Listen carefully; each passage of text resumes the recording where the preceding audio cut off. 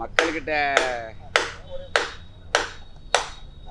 இங்கே எப்படின்னு தெரியல, கிராமத்தில் இருக்கு. இந்த ஏரியாவில் கொஞ்சம் இருக்கு, கிராமத்தில் தான் அதிகமாக தெரியுது. மெட்ராஸை பற்றி தெரியல சரியா. இந்த ஏரியாவில் கொஞ்சம் இருக்காங்க.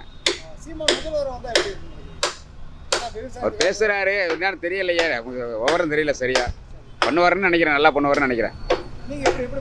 விவசாயத்துக்கு தான் போராடுறாரு. கிராமத்தில் நல்லா வரவேற்பு இருக்கு அவருக்கு. இங்கே எப்படின்னு தெரியல சரியா.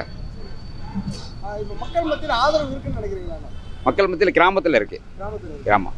ஆனால் அவர் வந்து ₹1 எலெக்ஷனுக்கு காசு கொடுக்க மாட்டாரு. எந்த மக்கள் போராடினாலும் போய் முன்னாடி நிற்பார். முன்னாடி நிற்கிறாரு. ஆமாம். இருந்தாலும் நினைக்கிற அளவுக்கு அவர் ஓட்டு விளையாட என்ன காரணம்? அது என்ன தெரியல சரியாக. சத்தமாக பேசுகிறாரு, கோவப்படுறாரு அதிகமாக, அதனால இருக்குமான்னு நினைக்கிறேன்.